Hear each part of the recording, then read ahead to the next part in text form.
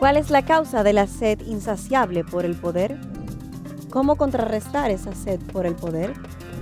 ¿Acaso somos todos vulnerables al ejercicio del poder? Hoy, en Respuestas, la sed por el poder.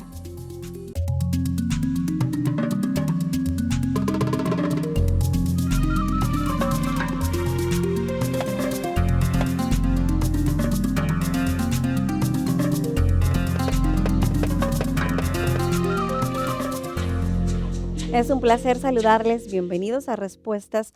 En el día de hoy estaremos desarrollando nuestro quinto programa sobre la serie que hemos titulado Destruyendo los ídolos del corazón.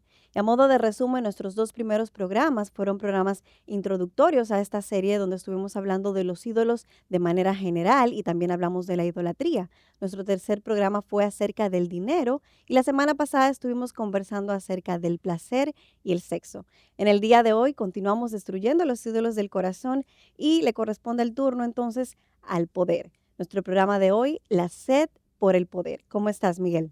Muy bien, y yo creo, Elaine, que este programa le va a abrir los ojos a mucha gente, porque muchas veces pensamos que la sed por el poder solamente la tienen aquellos que están en el gobierno o en el poder político, Así cuando en es. realidad es algo que persigue a cada ser humano. Ya en otras ocasiones tú has dicho que el poder corrompe y el poder absoluto corrompe absolutamente.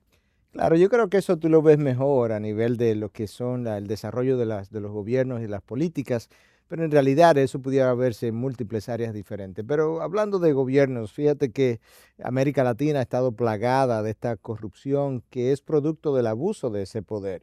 En el año 1992, el 29 de diciembre, renunció el que era presidente de Brasil, Collor de Mello, acusado de haber derivado 350 millones de dólares, ayudado por su tesorero y derivados hacia él y su familia, un fraude millonario.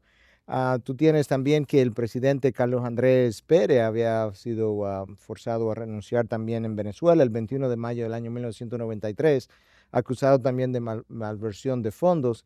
Y tienes también el caso quizás más reciente en términos de la sentencia que se dictó el 7 de abril del pasado año 2009. Fujimori, el pasado presidente de Perú, fue sentenciado a 25 años de cárcel, y esto fue algo realmente grotesco, porque la acusación y de lo que se le consideró culpable fue de asesinatos con alevosía, secuestro agravado y lesiones graves, y de ser el autor intelectual de las matanzas de Barrios Altos en 1991 y la Cantuta en 1992, cometido por un escuadrón del ejército. Eso es muy grave.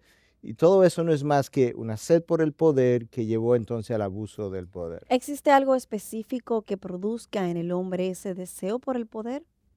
Sí, yo creo que sí. En esencia, yo creo que cada ser humano, lamentablemente, nuestras formas caídas de ser, tiene un deseo por controlar su vida, controlar sus circunstancias, de tal manera que nadie pueda interrumpir lo que yo quiero hacer. Entonces, eso obviamente, si tengo, me lo facilita el poder. Si tengo poder, puedo hacer eso.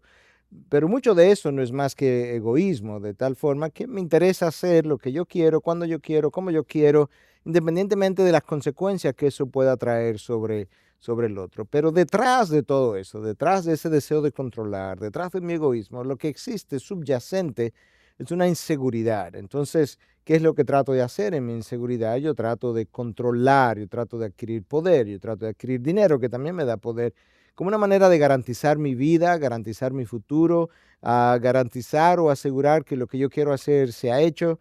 Y detrás no es más que pura inseguridad en el ser humano. Esta sed por el poder, Miguel, es algo que podemos prevenir en nuestras vidas y de ser así, ¿cómo podemos evitar ser infectados o dañados por este mal? Bueno, como hablamos de que la raíz de esto es inseguridad, yo creo que la mejor manera de tú quedar, quizás no inmune, pero sí protegido de esta sed por el poder, es desarrollando una seguridad en Dios, en medio de una relación con Dios. Porque Dios es que finalmente determina, organiza nuestros pasos, es quien controla nuestras vidas, es quien arregla mi agenda y determina el resultado final de las cosas que van a ocurrir. Eso por un lado, a nivel personal. Cuando tú piensas en términos de naciones, bueno, necesitamos democracias mucho más fortalecidas, democracias que puedan funcionar con poderes verdaderamente independientes, de tal manera que cada poder no pueda hacer lo que desea hacer sin que otros poderes puedan intervenir en caso de mal uso del poder. De tal forma que entonces, si el uso del poder lleva al abuso del poder, haya la manera de pagar las consecuencias y al mismo tiempo llevarte a la pérdida del poder. Cuando tú fortaleces las democracias y pueden funcionar independientemente, tiene mejor garantía a nivel nacional para que esto no ocurra. ¿Cuáles serían las consecuencias que se derivan de esta sed insaciable del poder? ¿Cuáles serían las consecuencias para el ser humano? Bueno, yo creo que por un lado, cuando el ser humano comienza a ser poseído por esta sed, dominado, una de las primeras cosas que ocurre es que él pierde su objetividad y ya el resto, de ahí sigue el resto. Cuando tú pierdes tu objetividad, tú comienzas por sentirte indispensable, cuando en realidad nadie es indispensable. El día que tú te mueres, no importa quién tú seas, el mundo sigue dando vueltas. Decía alguien que cada día el mundo arrolla a alguien que acababa de morirse encima de él, porque da vuelta y continúa dando vuelta. Bueno, eso es algo que debemos tener pendiente. En segundo lugar, yo creo que muchas veces lo que ocurre es que tú comienzas a atropellar los derechos del otro, porque ya no te importa tanto el espacio del otro, los derechos del otro, Te vuelves abusivo. te vuelve abusivo. En tercer lugar, yo creo que comienza a desarrollarse una insensibilidad precisamente hacia esas necesidades del otro y llega a un punto que tú ni siquiera ves las necesidades de ese otro. Te convierte en una persona incuestionable. Ahora nadie te puede cuestionar, cualquier cosa representa un cuestionamiento de tu autoridad y tú reaccionas en contra de ese cuestionamiento. En quinto lugar, hay un aislamiento de parte de aquellos que son envenenados por esa sed por el poder. Se alejan, se distancian y sobre todo de aquellos que pudieran representar en su estimación una amenaza para su posición, su autoridad. Y hay un aumento entonces del orgullo personal en el individuo. Yo creo que todas esas cosas constituyen ese síndrome que tanto daño hace. ¿Realmente es la sociedad la responsable de este abuso de poder? ¿Acaso nosotros no somos parte de esa sociedad a la que tanto culpamos y señalamos? Claro, yo creo que cada vez que nosotros pensamos en la sociedad tenemos que regresar a la primera unidad de esa sociedad y es el individuo. Todo comienza por el individuo. Él es el que está enfermo y como él está enfermo, cuando va a vivir en esa sociedad, aun si la encontrara sana, él termina enfermándola. Entonces, una vez la sociedad está enferma, bueno, hay una retroalimentación ahora hacia el individuo que va empeorando lo que son sus males emocionales, espirituales, sus vicios, su ausencia de virtudes y demás. Entonces, ¿qué pasa? Esa sociedad comienza a vender de diferentes maneras esa enfermedad, que en este caso es la sed por el poder. Y a veces es de una forma muy sutil y no son en áreas que tengan que ver con el mundo de la política, que es como muchas veces pensamos con política. Exactamente. Esto es algo común a todos los niveles, de hecho casi en todas las edades del individuo.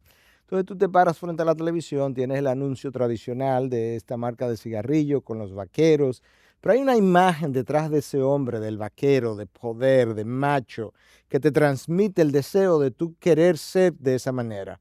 Y te das cuenta que esto es sutil.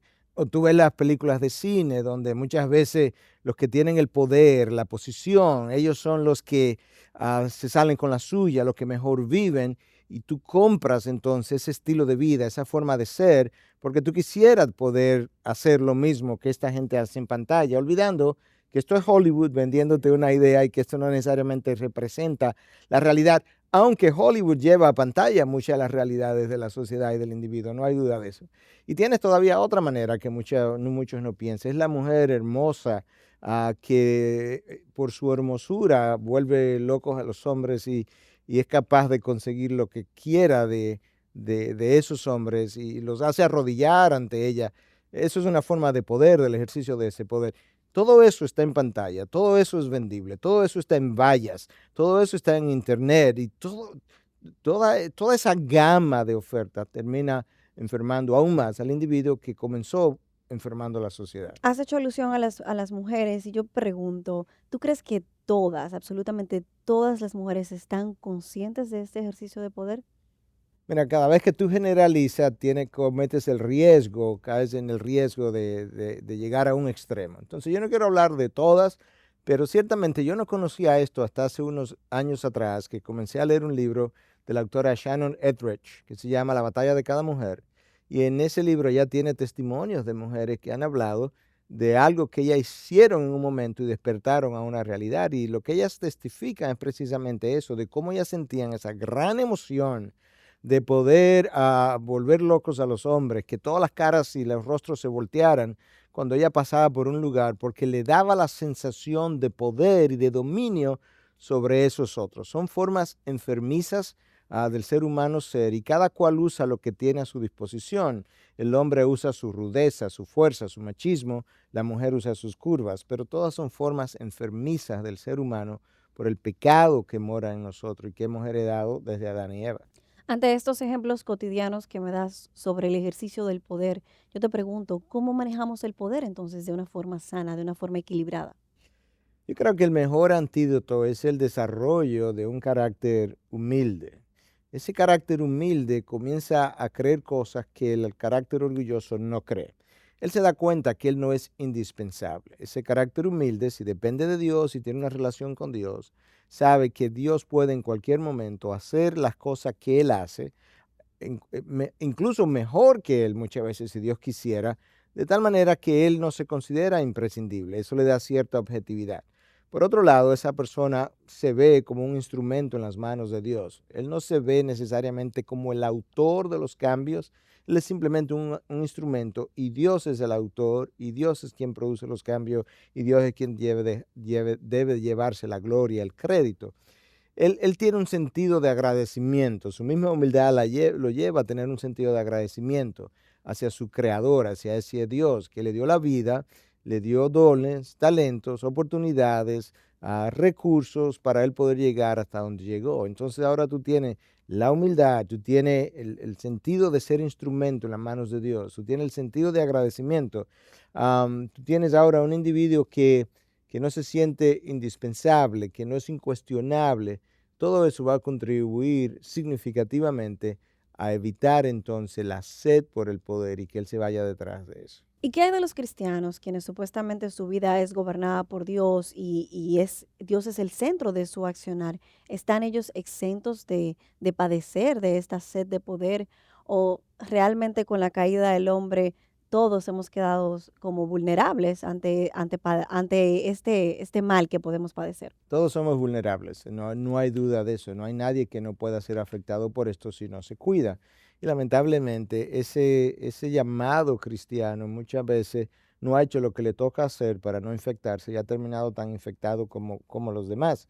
A lo largo de la historia, cuando tú la revisas, te das cuenta que ha habido un grupo que ha querido codearse con el poder, y de hecho, tradicionalmente, que es lo que hemos visto, hay un sector de la iglesia que se ha allegado al sector de poder de turno y han bailado juntos todo el tiempo. Tú tienes otro sector de la iglesia que quiere codearse con los ricos, con los poderosos, y eso es tan viejo como el ser humano. Oye lo que Santiago escribe en el primer siglo, a Santiago, el que era medio hermano de Jesús. Oye lo que él escribe en su carta: porque si en vuestra congregación entra un hombre con anillo de oro y vestido de ropa lujosa, y también entra un pobre con ropa sucia, y dais atención especial al que lleva la ropa lujosa, y decís, tú siéntate aquí en un buen lugar, y al pobre decís, tú estate allí de pie o siéntate junto a mi estrado, ¿no habéis hecho distinciones entre vosotros mismos y habéis venido a ser jueces con malos pensamientos?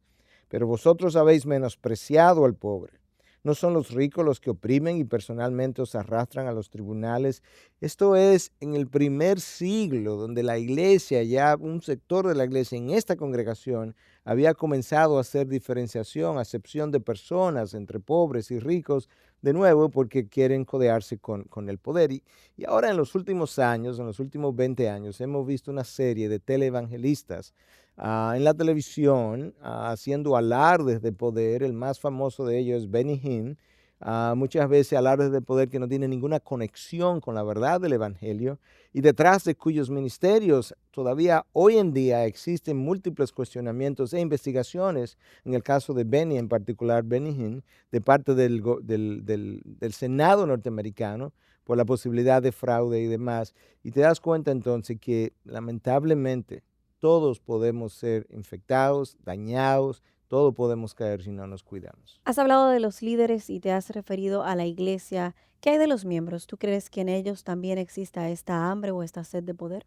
Claro, y yo creo que la realidad es que cuando estos miembros se van, a veces estos seguidores se van detrás de estos líderes carismáticos con múltiples demostraciones de poder, muchas veces, yo no quiero decir siempre, pero muchas veces lo que existe detrás de ellos es un deseo por ellos mismos aprender el secreto de cómo manejar ese poder que ellos manejan, a ver si yo puedo recibir la misma unción, como muchas veces se dice. Y de hecho muchos han viajado hasta los lugares, los países donde estos televangelistas viven y residen, con la intención de que ellos les impongan las manos y les pase el poder que ellos manejan. Algo que tú no ves ni remotamente esa práctica en la palabra de Dios. Y sin embargo, eso no es tan infrecuente en algunos círculos. Miguel, estamos hablando acerca del poder y cómo ese poder es prácticamente inherente a nuestra naturaleza humana. Y te decía anteriormente que venía a mi cabeza un Jesucristo que fue Dios, pero también fue hombre y vivió aquí en la tierra con muchísimo poder, todo el poder que podamos imaginar. Sin embargo, él supo manejarlo aparentemente. ¿Cómo manejó Cristo el poder? Si es que la Biblia registra cómo lo hizo. Yo creo que cuando tú revisas su historia te das cuenta porque él no se enfermó de este poder, aparte de ser Dios, pero recuerda que él no solamente vino como Dios, vino como 100% hombre, pero es su disposición desde el inicio. Déjame leerte el primer pasaje de Filipenses 2, 5 al 8. Haya pues en vosotros esta actitud que hubo también en Cristo Jesús, el cual aunque existía en forma de Dios, no consideró el ser igual a Dios como algo que aferrarse, sino que se despojó a sí mismo, tomando forma de siervo, haciéndose semejante a los hombres, y hallándose en forma de hombre, se humilló a sí mismo, haciéndose obediente hasta la muerte y muerte de cruz. Te das cuenta que Cristo no quiso ascender, él quiso descender, hasta el punto que cuando vino, él no nace en Roma, él no nace en Grecia, él nace en Belén, una aldea oscura en medio de Palestina que nadie Y él pudo conocía. haber decidido dónde Y nacer. él pudo haber decidido dónde nacer precisamente. No nació en los lugares de esplendor, nació en un lugar oscuro, en un pesebre incluso. Es un hombre que vivió todo el tiempo de una manera humilde, de tal forma que nunca exhibió deseos de poder, aunque tenía todo el poder del universo a su disposición. De hecho, uno de los problemas que él confrontó fue el deseo de poder de sus discípulos, que continuamente querían proclamarlo como rey para que él ejerciera el poder político en la ocasión y le diera preponderancia. Él se rehusó todo el tiempo, sabiendo que su reino no era este mundo, su reino era un reino terrenal. Tú no encuentras a Cristo hablando de rango, tú no encuentras a Cristo diciendo, esto hay que hacerlo porque yo soy el Mesías, y lo era. Tú no encuentras a Cristo diciendo, no, aquí hay que seguir mis órdenes porque yo soy el Hijo de Dios y Dios, aunque lo era. No, él no hace eso, él modela otro estilo de vida totalmente diferente. Y de hecho, sus palabras reflejan exactamente su disposición a servir, que le impidió totalmente a todo el tiempo desarrollar el deseo de poder. Oye, como él lo dice, así como el Hijo del Hombre, refiriéndose a él mismo, no vino para ser servido, sino para servir y para dar su vida en rescate por muchos. Mateo 20, 28. Él se vio a sí mismo como una persona que no vino a que le sirvieran, aunque nosotros debemos todos estar dispuestos a hacer eso. Él vino a servir, de tal manera que tú y yo entonces en el día de hoy, cuando tengamos la oportunidad y el poder, podamos hacer exactamente lo mismo que él hizo. ¿Habló Jesús en algún momento acerca de poder? Es decir, ¿qué enseñanza, si alguna, nos dejó Jesucristo acerca del manejo del poder? Yo creo que su vida entera es un ejemplo, es un modelo de cómo manejar el poder, por la forma en que él nunca se sirvió a sí mismo, la forma como él siempre le sirvió a los hombres. De hecho, esta cita de D.L. Moody, yo creo que es una buena cita para ayudarnos a ver a Cristo debajo de esta sombrilla. Moody decía lo siguiente: la medida de un hombre no consiste en cuántos siervos tiene, sino a cuántos hombres sirve. Eso fue lo que Cristo hizo. Le sirvió a las prostitutas, le sirvió al recaudador de impuestos, le sirvió a Zaqueo el rico, le sirvió a todo el mundo. Entonces, eso te da una idea de la medida de ese hombre. Tú tienes que hacer lo que Cristo hizo. Él se desprendió de sus derechos, él murió a sí mismo. Cuando tú mueres a ti mismo, una de las cosas que ocurre es que el orgullo que vive en ti comienza a descender. Cuando ese orgullo comienza a bajar, tú comienzas a centrarte en el otro, ¿no? A vivir centrado en ti mismo. La persona humilde como Cristo, la persona mansa como Cristo precisamente, no solamente renuncia a los derechos, es que una persona que tiene menos conflicto o ningún conflicto con el otro, en cuanto de él depende. Hubo conflictos generados alrededor de la persona de Jesús, pero era porque las personas chocaban con su forma de ser, no porque él chocaba con ellos a propósito tratando de crear estas divisiones. No, no, es que su forma de servir ponía en evidencia la forma dictatorial y autocrática de los fariseos, de un Herodes, de gente de su tiempo. Y te das cuenta entonces cómo él vivió y ahí están todas sus enseñanzas entonces. Hace un momento dijiste que sus seguidores intentaron proclamarlo como rey, pero ¿qué hay de sus allegados más íntimos, sus discípulos? ¿Cómo manejaron estos el poder? Bueno, en un principio, hasta que Cristo no sale de esta tierra, literalmente, ellos no sabían manejar el poder. Por eso él tuvo que quedarse con ellos por un tiempo, formándolos, discipulándolos. Ellos llegan en una ocasión a Samaria y el pueblo de Samaria no los quiso recibir porque había una pugna siempre entre samaritanos y judíos. La primera reacción de los discípulos fue esta: Señor, ¿quieres que mandemos que descienda fuego del cielo y los consuma? A Juan y Jacobo eran dos de sus apóstoles y lo primero que pensaron: vamos a ejercer el poder y vamos a pedir que fuego caiga y que se consuma la villa ¿Y entera. ellos podían hacer eso? Bueno, no, ellos no tenían ese poder. Eso fue un alarde que, como muchos de nosotros tratamos de hacer en ocasiones. Tú quieres que yo haga tal cosa cuando en realidad tú no tienes ni siquiera la oportunidad de Así hacerlo. es. Y Cristo les responde: vosotros no sabéis de qué espíritu sois, porque el Hijo del Hombre no ha venido para destruir las almas de los hombres, sino para salvarlas. Lucas 9, 55 y 56. Estos discípulos ni siquiera sabían a qué reino era que ellos estaban perteneciendo ya en ese momento. Y tú encuentras eso no solamente en esa ocasión, tú te encuentras otra vez cuando ellos en la última cena, habiendo uno de ellos haber lavado los pies de todos, ninguno lo quiso hacerlo.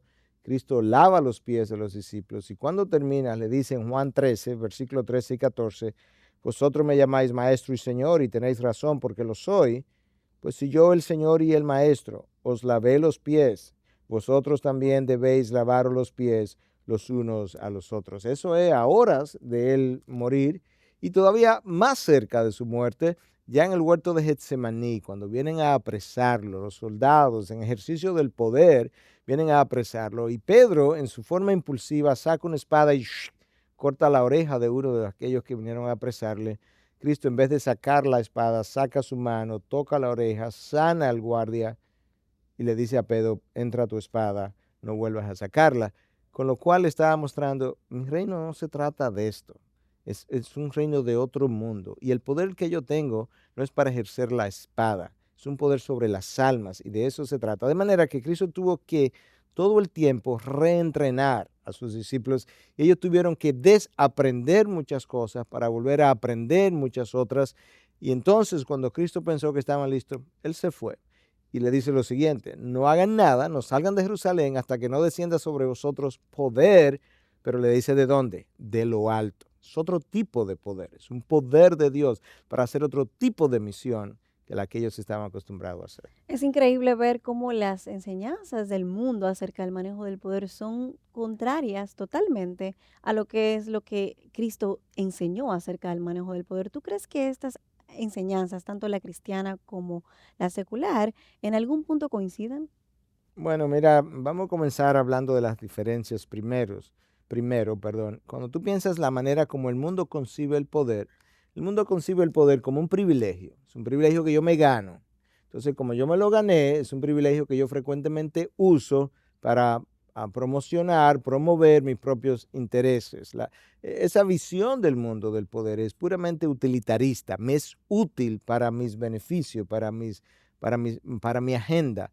Esa no es la visión del cristiano. La visión del cristiano ve el poder no como un privilegio, derecho, no como un derecho que te has ganado. Es algo que Dios te otorga, es un don, es una gracia, es algo que tú vas a ejercer bajo la dirección de Dios y tú no vas a promover tus propósitos, tú vas a promover los propósitos de Dios.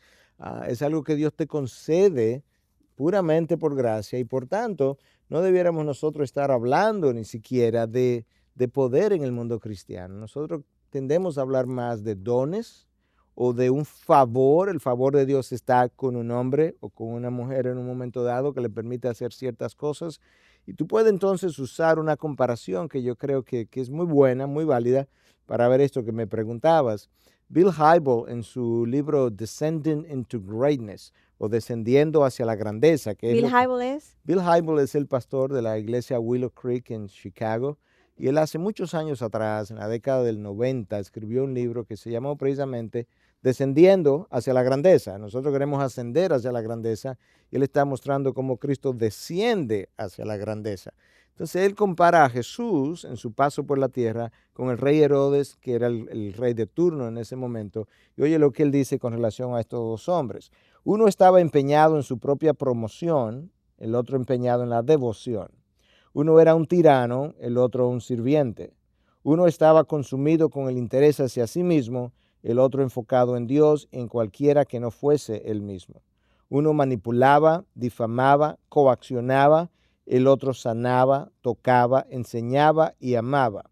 Escucha esto, a la hora de manejar el poder, Herodes y Jesús solo tenían una cosa en común. Ambos creían que no había nada que el derramamiento de sangre no pudiese curar.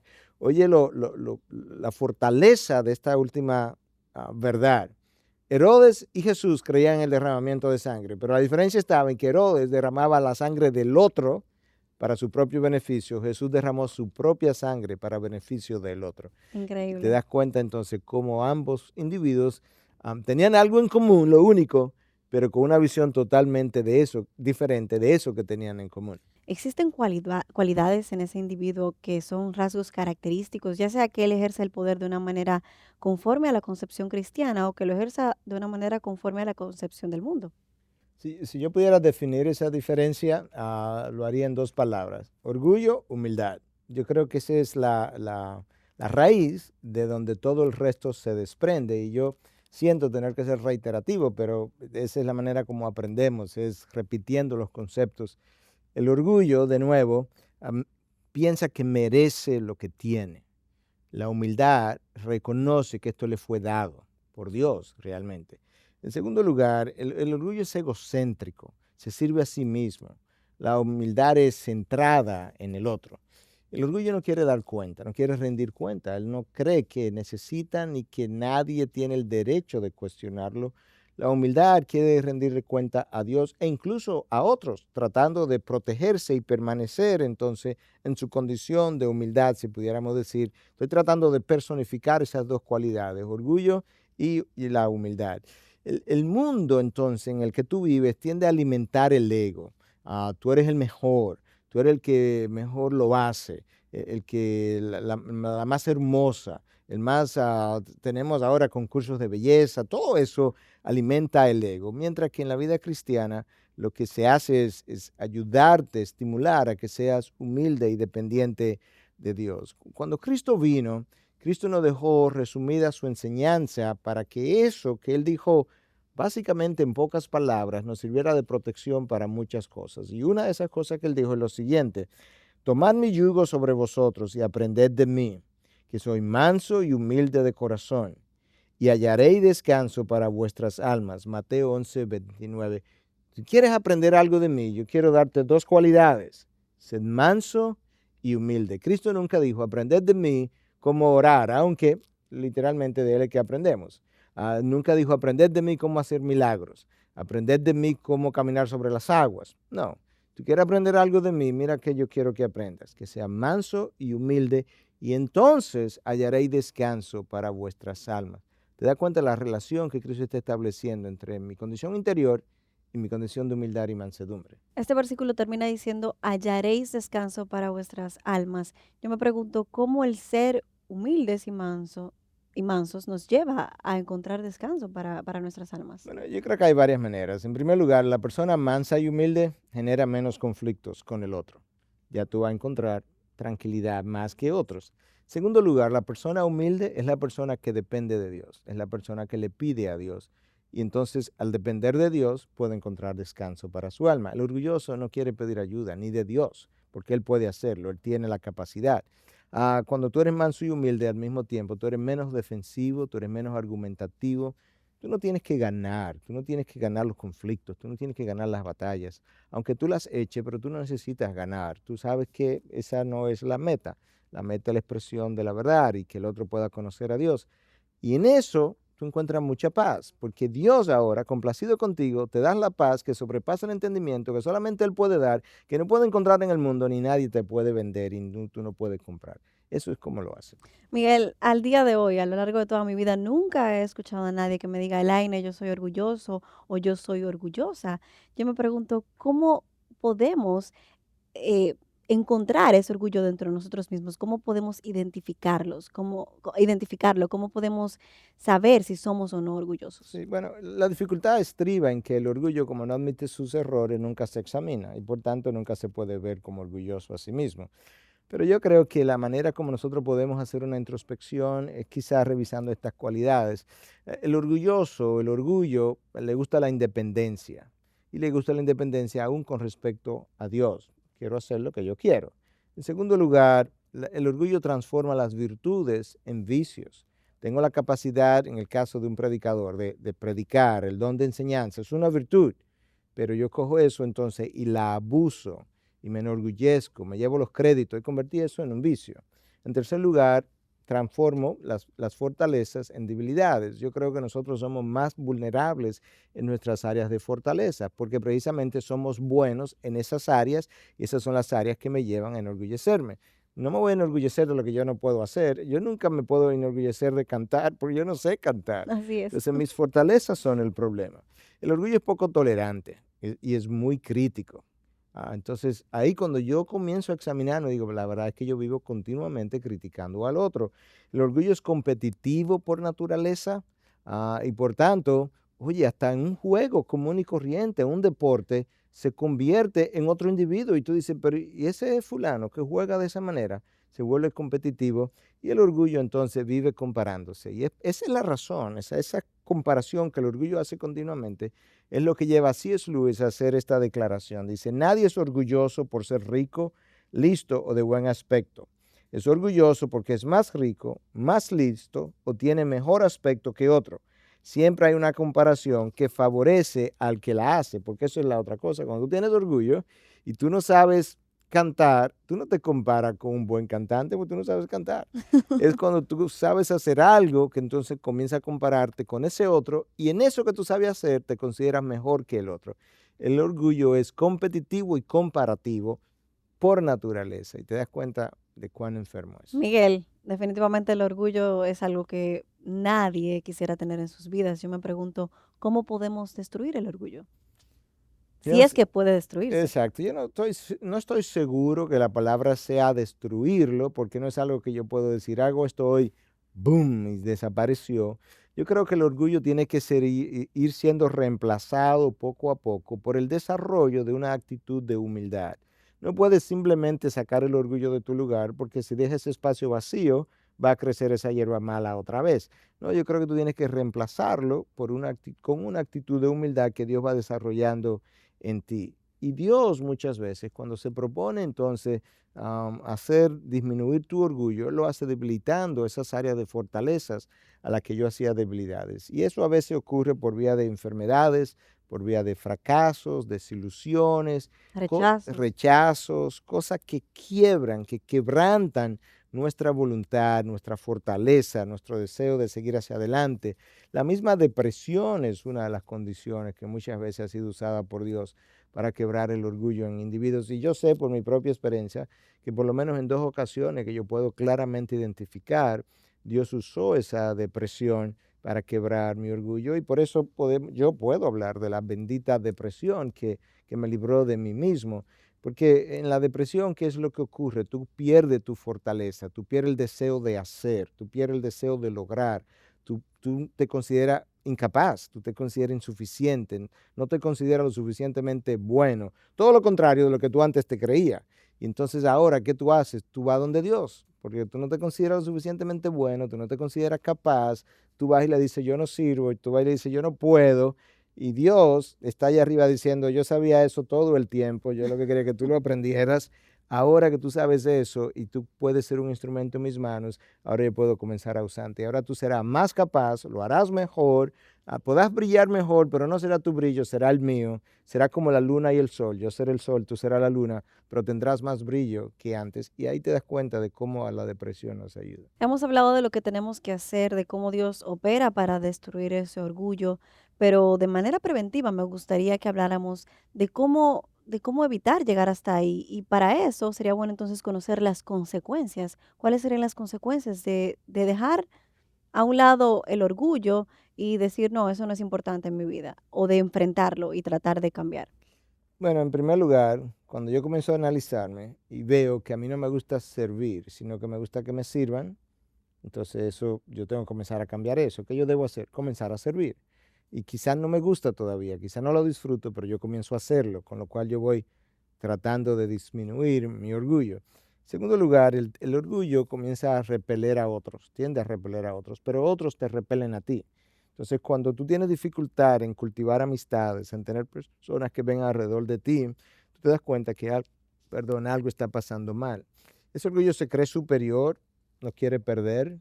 Entonces, tú comienzas a cuestionarte, ¿por qué es que yo argumento tanto? Porque yo frecuentemente estoy involucrado en conflictos. Ese orgullo no admite su error. Entonces, tienes que comenzar a pensar cuáles son mis inferioridades, mis inseguridades, cuáles son las cosas que yo no hago bien. ¿A cuántas personas yo le he dicho que yo no sé hacer esto? ¿A cuántas personas yo le he dicho que yo tengo dificultad, por ejemplo, en perdonar? ¿A cuántas personas yo le he dicho que yo no sé hacer tal otro? Y te das cuenta, no, a nadie. Bueno, tú eres un orgulloso, pero eso no se lo ha podido contar a nadie. Frecuentemente es irrespetuoso, es hiriente. Si son hijos, hacia los padres; si son esposas, hacia los cónyuges; si son amigos, hacia sus amigos; hacia la autoridad, hacia el jefe, dependiendo. Ese orgullo no pide perdón y tiene mucha dificultad en perdonar. Y ese orgullo siempre piensa que la culpa es del otro. Cuando ese es tu caso, tú sabes ahora que tú tienes que derribar todas esas murallas. Miguel, hace un momento hablabas y decías que el orgullo debe ser reemplazado por una actitud de humildad. ¿Qué te parece si hablamos acerca de esta humildad? ¿Qué la caracteriza? ¿Cómo podemos cultivarla? Sí, yo creo que es una cualidad que es subvalorada, yo podría decir, porque mucha gente piensa que ser humilde es ser débil, cuando en realidad la humildad es poder bajo control, de tal manera que tú siempre tienes el dominio sobre ti mismo. En segundo lugar, la virtud debe ser, o mejor dicho, la humildad debe ser vista como una cualidad suprema, y debe ser la cualidad suprema del liderazgo, precisamente, que debe imitar esas cosas. La humildad es raramente provocada, y cuando es provocada es fácilmente apaciguada porque no guarda rencor, tiene facilidad en perdonar. Está dispuesta a perdonar esa humildad, aun cuando no hayan recompensas en retorno cuando se vaya a perdonar. Y la humildad no se siente que vale por la autoridad que ejerce o que tiene, porque no ve la autoridad como un privilegio ganado, sino como una oportunidad de servir al otro. Y entonces te das cuenta del valor que tiene esa cualidad en un ser humano. ¿Será posible que el hombre pueda manejar el poder como Cristo lo hizo? Muchos piensan, bueno, Cristo lo hizo, pero porque Cristo era Dios. Pero yo me pregunto, aparte de Jesús, en la Biblia, ¿podemos encontrar otro personaje que haya modelado la humildad, que pueda servirnos de ejemplo y de modelo para ser humildes? Sí, yo creo que sí, yo creo que hay múltiples ejemplos que pudiéramos citar, pero para mí, por una razón que voy a mencionar ahora, la persona que más me gusta citar como modelo de humildad, aparte de Cristo, es Moisés, el líder más grande del Antiguo Testamento, y de quien Dios dijo lo siguiente en Números 12:13: Moisés era un hombre muy humilde, más que cualquier otro hombre sobre la faz de la tierra. Cuando Wow. Dios dice que tú eres el hombre más humilde sobre la faz de la tierra, eso es mucho. Y por eso yo creo que Moisés para mí es el líder por excelencia, aparte de Cristo, para imitarlo como persona humilde. ¿Cómo exhibió Moisés esa humildad? Bueno, yo creo que lo hizo de una manera como similar a como Cristo lo hizo, y tú puedes ver en la vida de Moisés que en ningún momento Moisés usó sus privilegios con Dios, su relación que tenía con Dios, que incluso hablaba con Dios cara a cara, nunca la usó para favorecerse a sí mismo. Moisés todo el tiempo, cuando Dios estaba dispuesto a pasar juicio sobre la nación, pedía perdón por ellos, intercedía por ello. Moisés nunca dijo, esto hay que hacerlo porque yo soy el líder. No, Moisés se refirió todo el tiempo, estas son las instrucciones de Dios, tenemos que obedecer a Dios. No era la obediencia a Moisés. Él supo delegar, él supo a respetar a aquellos en quienes él delegaba la oportunidad, perdón. Y yo creo que el orgullo que Moisés no tuvo fue una de las condiciones o la condición primordial por la cual Dios quiso usarlo como le usó. Y de eso hablaba William Law. Déjame decirte algo que él escribió. Si el orgullo no muere en usted, nada del cielo puede vivir dentro de usted. No le considera solo como una forma de ser que no le favorece, ni mire la humildad como una virtud digna. El orgullo está hecha todo de infierno y la humildad todo de cielo. No hay nada en el orgullo que pueda venir de parte de Dios. Todo eso viene de parte de Satanás y mi carne y la humildad de Dios. Así es. A lo largo del programa hemos hablado del orgullo, su definición, sus consecuencias, sus características, pero ¿cuál es la opinión de Dios? ¿Qué opina Dios acerca del orgullo? Te voy a dar dos citas bien cortas y que te dicen claramente cuál es el sentir de Dios hacia el orgullo. Proverbio 16:18. Delante de la destrucción va el orgullo y delante de la caída la altivez de espíritu. Y Proverbios 8:13. El temor del Señor es aborrecer el mal, el orgullo, la arrogancia, el mal camino y la boca perversa, yo aborrezco. Dios dice, Dios aborrece todo pecado. Pero cuando Dios singulariza un pecado en la palabra para decir yo aborrezco eso, tenemos que prestar atención. Y Él dice, yo aborrezco lo que es el orgullo, la altivez. ¿Te das cuenta ahora hasta dónde Dios siente rechazo hacia esa actitud tan común en nosotros, tan común en el ser humano? Y muchas veces entonces, antes de esa caída, lo que tú ves es la presencia de orgullo. ¿Por qué tú piensas que la palabra dice que la caída es precedida por el orgullo o por la altivez de espíritu? Bueno, lo que ocurre es que Dios en realidad no quiere que yo me caiga, Dios no quiere que yo me rompa, por así decirlo, al caerme, pero Dios comienza a susurrarme, Dios comienza a enviarme los mensajes, Dios comienza a decirme por diferentes vías, diferentes maneras, no hagas eso, no sea tan orgulloso, no sea de esta manera, rinde cuenta, confiesa, arrepiéntete, y mi orgullo no me deja hacer nada de eso. Entonces llega un momento, esto es como yo lo ilustro, me lo imagino en mi mente, como si Dios me tomara en las manos, me tirara hacia arriba, me quitara la mano, me dejara caer para que como si fuera un vaso de vidrio, yo hiciera y me rompiera. Y ahora entonces en la caída, Él pudiera comenzar a armarme de nuevo para que yo sea otra persona. Pero ese no era el deseo original de Dios. Él trató de llamarme la atención por múltiples caminos diferentes. Cuando mi orgullo no prestó atención, entonces la caída es el resultado. ¿Cómo resumes tú la humildad de Cristo? Bueno, quizás la mejor manera de yo hacer eso es citando esto que traje, que escribí en una ocasión para referirme precisamente a cómo Cristo modeló su vida. El sostenedor del universo pasó a ser sostenido en los brazos de una madre. El Señor de señores pasó a obedecer.